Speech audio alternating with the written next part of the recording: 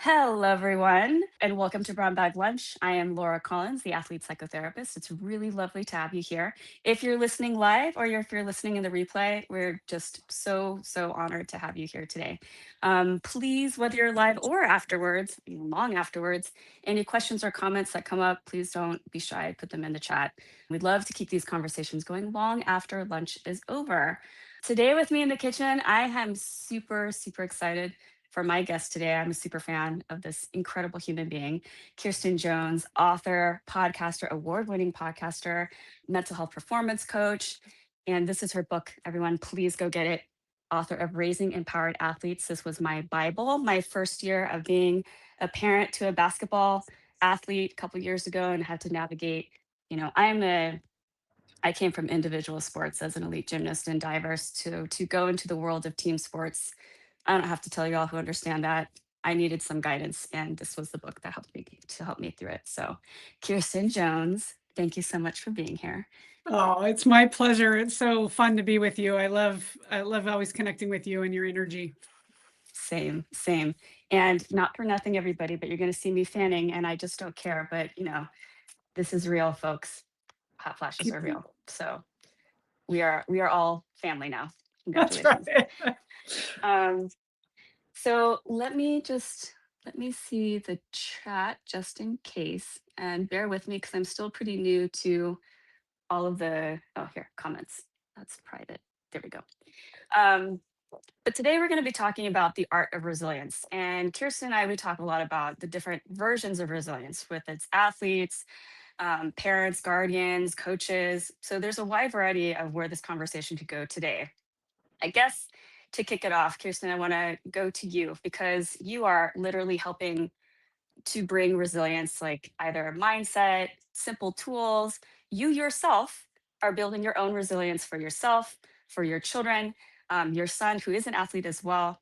I guess, like, maybe start there. I would love to hear about your journey when you think of even the word resilience for yourself. So when I thought first, this book idea first came to me 10, 15 years ago when I was on the very first sidelines with my kids when they were really young and thought, oh, it would be fun to collect all the ideas around what are the topics that, we face as parents. And then, I worked on the book for too long, 7 years or something, and then got it published 2.5 years ago. And you feel like, oh, great, I've learned all the lessons and I've done them all. And then they keep teaching you. You keep having new lessons. And honestly, that's the journey of life. That's the journey of parenting. And so my second son, who's still playing D1 basketball at Colgate, had a fluke accident in August during preseason, fell on his wrist, on his shooting hand, and he's young and healthy and in the best shape of his life. And give it a couple weeks was the mantra. And a couple weeks led into a couple months with all the scans and with, they tried everything between PRP and giving cortisone shots and everything that ultimately led to surgery in January. And while he was waiting for the wrist to heal, he hurt his ankle running around the college, just trying to stay in shape. And same thing, don't worry, you're young, it'll heal. And that led to having major ankle surgery just a month ago.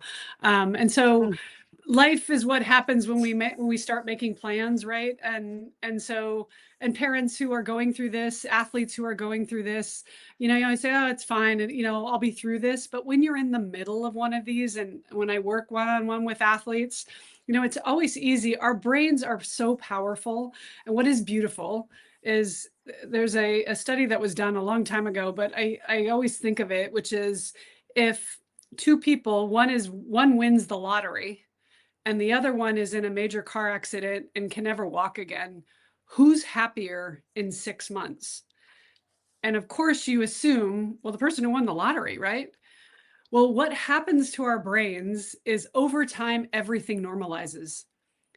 If you won the lottery, over time, you're not happy every day you won the lottery. Eventually, that becomes your new normal, just as even having a major accident, your brain then, says, oh, okay, I've got to deal with this. I can reset. And you have to find a new normal to adjust to that too. So good news when you have some type of setback, and a lot of our kids, I've got a kid who's got Tommy Johns right now. I've got another athlete who's got, we all have these opportunities. Another had TFCC issues as a tennis player, right? These issues that you go through. And as a parent, it's so crippling because you're like, here I am, particularly if in youth sports, I'm paying all this money. The coaches a lot of times expect the kid to be at the practice, regardless of whether they can play or not. You're feeling like I've got other things to do. And then you watch your kids' mental health decline. And so how do you help them and yourself go through it? And it can be very, very challenging. Yeah. What is helping you right now? So I like to chunk it. I think all of these, when we look back on things, we look at things in our history as like a flat line. Oh, I went through that. It was no big deal. But when we look forwards, a lot of times it's Everest, it's a mountain. And so sometimes we can't look at the top of the mountain. We just need to look at what's in front of us and look at today. And what can I do today? And so those are the conversations we've been having with Parker. He came, full disclosure, he had the surgery a month ago and he called home in absolute tears Saturday night because all the buddies had come over. They watched the March Madness and then all the buddies went out. And he's like, I can't stand up. My ankle still hurts. I'm sitting here on the couch by myself alone and I'm frustrated. And as much as you want to fix it as a parent, and that's, of course, I think as a mother particularly, we are very driven to nurture. And sometimes the thing isn't to try to fix it, but to empathize and just say, I am so sorry. That sucks. How can I help? And I think it was he just needed to be heard. And we listened to him for 20 minutes. And then, we started cracking jokes and started talking about, what is happening and this good thing is going to happen. And that's good thing's going to happen in 6 weeks when you're home from school. And you help them by just being there and being and listening. Yeah. Right. I mean, in therapy, we call that holding space. Just Yes. being able to put our stuff aside and to just be able to be present for somebody else, to allow them to overflow, to let out, to express, to just bleh. And we can just sit there and hold them literally, um, in a hug. It's a verbal version of a hug, so to speak, and how important and necessary that is. It actually reminds me because I am in my 6th week of hip surgery recovery. And we were talking about this just before we got on, but last week I didn't have a great week because I overdid it, because that's what we do as athletes. I'm like, oh yeah, you said I could put weight on it. Great. I'm going to do everything on it now. And I had not a setback. It was progressing forward, but because my muscles have atrophied, I'm in a lot more pain. And thank God my PT talked me off the ledge on Friday. But to your son's point of crying, for instance, like, I think the importance of being able to just cry and let out all the pressure inside, that he's keeping it together, you're keeping it together. I was keeping it together because I'm like, oh good, I'm in the service of progression. So how can I maximize it? Because I can't give up. I have to push forward. I got to be better. I got to be the best at even healing. My PT said actually a couple weeks ago, she's like, "You're ahead of schedule," and I was like, "Really? Of Thank course you." they And she goes, "It's not a good thing, because that's what we do. We, as high performers, as parents, as athletes, as retired, you never let that go." So I wonder if some of his crying and that just like expelling the pressure, having to keep it together as you're trying to be like, I'm going to be okay. I'm healing, allow my body to heal, but my future is going to be okay. The sitting in uncertainty, what your future is going to be like once this phase is over, it's real. He's going through so much, and to hold that with him, for him, by him. I mean, that's a lot, Mama. You're Yeah. doing a great job. Thank you. And it sucks, right? Like there's just no two ways about it. And allowing him to, and that's what we said, like sometimes I think the best thing it's a good cry, and I don't think we do it enough. Right now we're in such a, next, and I'm going to distract myself online, or I'm going to go have a glass of wine, or I'm going to do something negative. And I said, I'm also very proud of him. Like he's still eating really clean. He's not partying. He's not, doing anything that would be, because the worst thing is you get to the other side and now you're in a hole, Yeah. because because you're physically going to be a little bit of in a hole, because part of your body's atrophying, but you're going to get that back very, very quickly, particularly since you're sleeping well, you're eating well, you're listening. He's actually very sweetly, he sent me, he's creating music. He's able to finally play guitar again. So that's Amazing. what we need to do is, what we do is we put everything on one pillar. And like, Yeah. if all of my who I am as a person is around this one thing, when that's not going well, oh, the agency that we have is like, who am I?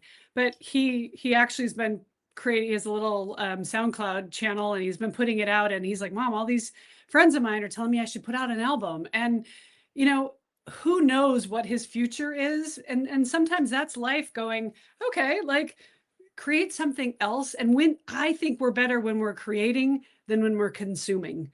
And that's what happens when you're Totally. sitting there on your butt because you can't do anything else.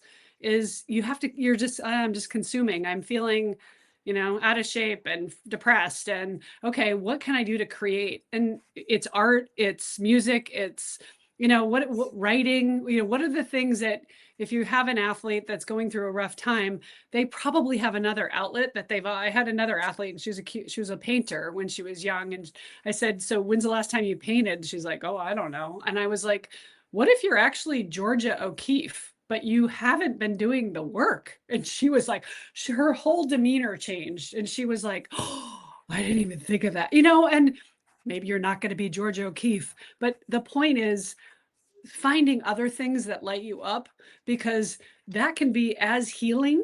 That's what's going to get you healing better, because your brain doesn't know the difference. Your brain's like, oh, things are going well. The all of the healing powers take over. Yeah. Oh, 100%. I also sometimes I think of people as gems, not sometimes, all the time. But in this situation, the image that's coming up to me is like a stool. So if each leg represents aspects of us that keep us grounded, keep the stool balanced. So our sport, our school, our career, our family, all the different identities that we have. But you take away one and you sort of tilt. But then now you have to give attention to all the other things that are happening. And in doing so, we also kind of be able to hold up the parts as they're starting to heal or as they're starting to go through whatever they need to go through. Um, So ooh, can I add I one more thing? Then please do. the other piece that's coming up for me a lot is give. How, when you are in a place of uncertainty, and being fully vulnerable, I've got a lot of that going on. My husband left his company after 11 years, so he's trying to figure out what's next. Parker's had this injury. My other child's graduated. He's trying to figure out, like, we're all in this kind of weird space. And so the thing that's coming up for me the most is, how can I serve? And whether it's, going to speak to a team for free that needed it. Like, I found an inner city team here, and the guy said, could you come speak to my team? Absolutely. Like, how can you find a place that, because again, when that is how you flip the script, when you're in that place of, okay, I'm not thinking about myself, because that's how we get is, yeah, but it's not fair and I'm hurt, or this isn't going well for me. That's, I think, when we stall out. And when Yeah. we actually flip it and we're not so focused on ourselves, then the universe responds and says, oh, I see. You're moving forward. Here, let me help you. Hmm. Oh, I love that. And I just wanted to give a shout out to Lily Ann Divino. How come it's not showing? There it is. Oh, So Lily's with us right now, and she played varsity softball in high school. Also loved her art classes, there you and go. she's also an incredible person who works with adolescents today. I mean, incredible Yeah. consultant. And yep, um, absolutely. And to that, mm, how do I do that? Oh, there you go. Still learning. To that point, because I know we have about like 5 minutes left, what that's reminding me of is one of my favorite chapters in your book, which I got to highlight. That is chapter 11, the mindset toolbox. And y'all, you have to get this book. I have to say that, period. Oh, But the mindset toolbox is really, I love the alliteration because you say things like, was it like clarity or create or care, contribute. So you're talking about these pieces right now, which is what you're saying is that all of this kind of keeps us together, even when, all right, that's the 5 minute marker. All of these pieces that we do, if we kind of give love and attention to all of them, no matter what happens, no matter what storm comes our way, Yes, we're probably going to have a reaction first, the tears, the frustration, the anger, disappointment. But after that, we can also get to recovery as quickly as possible, and then on the road to healing as beautifully and wholly as possible. So I love that. If it would be okay with you, Yes, I would love to absolutely. turn. As when we're getting ready for this, I was so curious about this question for you. Bring back a little bit of your book to you right now. One of my favorite pieces right here was the Tribe of Five, Living or Dead. So good, so good. I'd be curious, and if anyone's listening, if you want to share, would love to hear who your Tribe of Five, Living or Dead, are. But your Tribe of Five, Living or Dead, who is at your table, Kirsten? Ooh, gosh, she's putting me on the spot. Sorry, Um, yeah, and I'm not no, sorry. no, not at all. I love this because I one of the biggest things that I talk about and I feel like we do as humans is give our power away. And we feel like, oh, I don't, we have a negativity bias and we live in lack. And once we flip that script and realize how much power we actually hold, and when you think about, and particularly forget even the internet, but the people you have access to, um, just through books, through going to the library, going through, but then there are also people that you actually literally know. I mean, my father was my biggest inspiration. He's now past 7 years, but I can still hear him. He's with me every day and his messages and how he showed up in the world. So he's definitely at my table. I have people like, the people that I've never met, but like Amel Robbins, who's doing what I love to do in a way that's so authentic. Like authenticity is my highest value. So finding people that represent, I love doing an exercise. Maybe you do this with athletes too, of asking them who their heroes are and then what are the attributes that that hero has. And when you identify what those attributes, well, like this baseball player, he's a great leader and he's always having fun and he works really hard and he goes for it all the time and he shows up and he's a great teammate, and then you flip the script. Okay, who are you talking about? Yeah, exactly, exactly. Because those are your values. So Hmm. identifying who's at your table are people who hold the values that you admire. And when we identify those, then it's easier also to help ourselves. Hmm. Right. And so understanding, so a lot of times we're good at coaching other people where, the friend who's going through the breakup, you're like, it's so easy. You understand, like, he's not even nice. But when it's your breakup, bleh, right? Like Hmm. you can't navigate it. So understanding how you can help yourself and giving tools. And that's what the toolbox is for, is again, if I could give every kid on the planet that box, that toolbox, it's not about sports. It's not Exactly. about it's about life. And they could take that with them. That would be so magical. Yeah. And I would even say for parents, guardians, and coaches too. I mean, this is all about that art of building resilience. Um, these are all part and parcel of building resilience to be able to nurture all aspects of ourselves as parents, guardians, coaches who are raising the next generation of athletes. And then I think just what people don't realize is that just by the act of doing so, we model that for our athletes and our children. They learn in the end, and you and I hear this all the time when we work with clients, and it's not just the young clients, the adult clients, when they're realizing like, yes, this person influenced me. I try to emulate this person, or this person's voice is in my mind when I think of this. Like, we are constantly imprinting on one another. So Mhm. choose the people that you want around you wisely. What is that? There's a great stat that's like, there's no second to doing work on yourself. The most important decision you could ever make is who you put around you. And when it comes to finances, they were specifically talking about who your partner would be. But Yep. one could say like anybody who's within that first ring or inner circle, like who you really set around you, like attracts like. So if you want positivity, if you want encouragement, you want to be able to move forward and just in a way that is like moving and inspiring, then put inspiring people around you.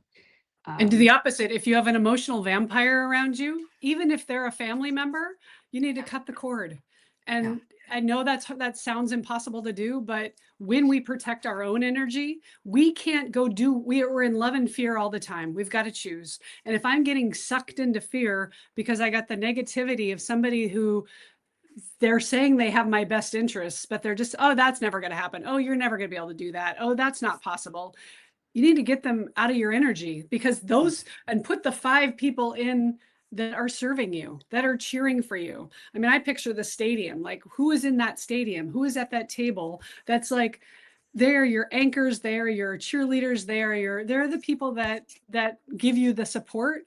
And again, not every day is going to be easy, but knowing that you have people there, that's what I love to be for athletes. Like, I'm going to be your biggest fan. And they're like, this is so 100%. cool. Yeah. Yeah, because resilience, you can't just do it on your own. Yeah, do we Yeah. want to be self-talk? We want the positive self. I get that. Optimistic positivity, not Pollyanna. But you do need to have people around you that are going to uphold those voices as well. So I love that. I love everything you're saying. Kirsten, we're out of time. Can you imagine? Um, yeah, so everybody, if you need help, if you want to have that person who's like positive and in your corner, do reach out to Kirsten, do reach out to me. This is what we do, this is what we're here for. We want you to know that you are not alone and you're doing an amazing job. So wherever Yes. you're at, if you need support, do reach out. I'm going to reach out to Kirsten. How can they reach you? Oh, well, first Oh, of all, I also want to there you put, go. I got to do Oh, the plug. Yeah. So thank you. Kirsten has an amazing podcast called Raising Athletes. Please, again, don't forget this book. Get the book. Love it. Definitely get the book. And do Thank you. find her on LinkedIn. She's got her website. Um, and anything else, Kirsten? Yeah, KirstenJonesInc.com is my website. And on there, you can book a free 30-minute call if you just want to talk about, what are the issues that are coming up again. And then I work with parents and I work with athletes. I started by just thinking I was there to serve the athlete, but sometimes we parents need to be heard too. And we just need, and that's fine. And I think, like you realize, oh, this actually isn't an issue for my kid. It's an issue for me. Yep. And I need to Oh fix it yeah. first, right? Yeah. Yeah, definitely. Oxygen mask on yourself. Before you Yes. put on someone else. We talked about that last time as well. Anyway, everybody, thank you for joining us. Thank you so much. We didn't even talk about lunch. Kirsten, what'd you have for lunch? I haven't gotten to lunch. I'm in LA, so Oh I my still God, have my that's right. coffee. That's right. You have coffee. Well, everybody, I hope you enjoy your lunch. Have a great rest of your day. I will see you in 2 weeks when my guest is going to be Shay Goodman. Really excited. Another fantastic guest. I'm so lucky to be amongst all these incredible, brilliant minds. Kirsten, you're the best. Thank you so much. And everyone, have a great rest of your day. Bye. Bye.